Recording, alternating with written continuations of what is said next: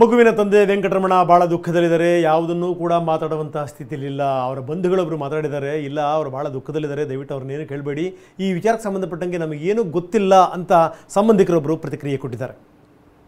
It is under investigation right now. Police is doing their job. Okay. Hold on, wait for some more time. Everything will come out. Psychological problem? No comments. I don't have any idea. It is under investigation right now. Police is doing their job. Okay.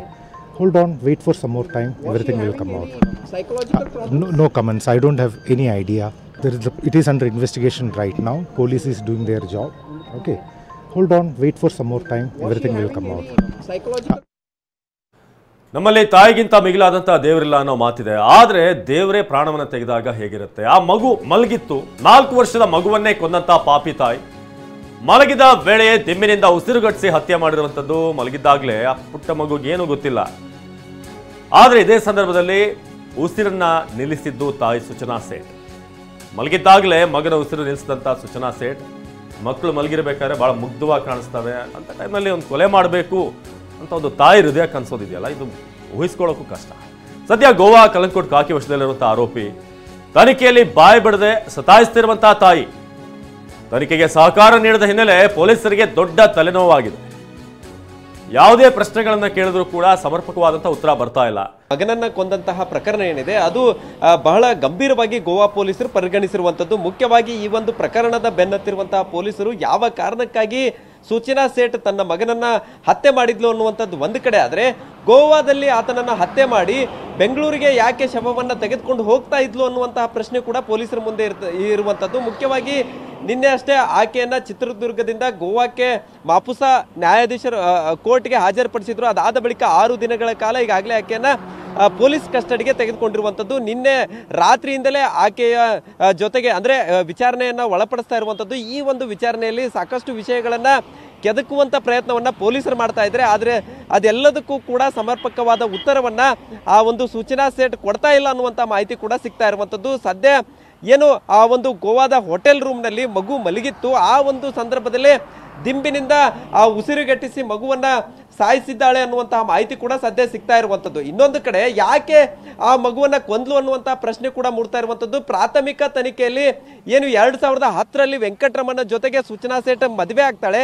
2019ರಲ್ಲಿ ಈ ಒಂದು ಮಗು ಕೂಡ ಜನಿಸುತ್ತೆ. ಇದಾದ ಬಳಿಕ 2022ರಲ್ಲಿ ಇಬ್ಬರ ನಡುವೆ ಏನು ಕೆಲವೊಂದಿಷ್ಟು ಹೊಂದಾಣಿಕೆ ಆಗದ ಸ್ಥಿತಿಗೆ ಬಂದು ವಿಚ್ಛೇದನಕ್ಕೂ ಕೂಡ ಅರ್ಜಿಯನ್ನು ಸಲ್ಲಿಸ್ತಾರೆ. ಕೋರ್ಟ್ ಒಂದು ಮಧ್ಯಂತರ ಆದೇಶವನ್ನ ಮಾಡುತ್ತೆ. ಅದರಲ್ಲಿ ಏನು ಪ್ರತಿ ರವಿವಾರ ತಂದೆ 10 ಗಂಟೆಯಿಂದ 4 ಗಂಟೆವರೆಗೂ ಮಗುವಿನಿಂದಗೆ ಕಳಿಬೇಕನ್ನುವಂತ ಆದೇಶ ಮಾಡುತ್ತೆ. ಇದಾದ ಬಳಿಕ ಗಂಡನೇ ಬೇಡ ಅನ್ನುವಂತಹ ನಿಟ್ಟಿನಲ್ಲಿದ್ದಂತಹ ಸೂಚನಾ ಸೇಠ್ ಎಲ್ಲೋ ಒಂದು ಕಡೆ ಆ ಒಂದು ಆದೇಶಕ್ಕೆ ಏನೋ ಮನಸ್ತಾಪ ಮಾಡ್ಕೋತಾಳೆ. ಪದೇ ಪದೇ ಮತ್ತೆ ವಾರಕ್ಕೊಂದು ಸರಿ ಗಂಡನನ್ನ ಮೀಟ್ ಆಗುವಂತ ಪರಿಸ್ಥಿತಿ ನಿರ್ಮಾಣ ಆಯ್ತು, ಅಥವಾ ಆತನ ಜೊತೆಗೆ ಸಂಪರ್ಕ ಆಗುವಂತ ಪರಿಸ್ಥಿತಿ ನಿರ್ಮಾಣ ಆಯ್ತು ಅನ್ನುವಂತಹ ನಿಟ್ಟಿನಲ್ಲಿ ಕುಗ್ಗಿರ್ತಾಳೆ ಅನ್ನುವಂತ ಮಾಹಿತಿ ಕೂಡ ಸಿಗ್ತಾ ಇರುವಂತದ್ದು.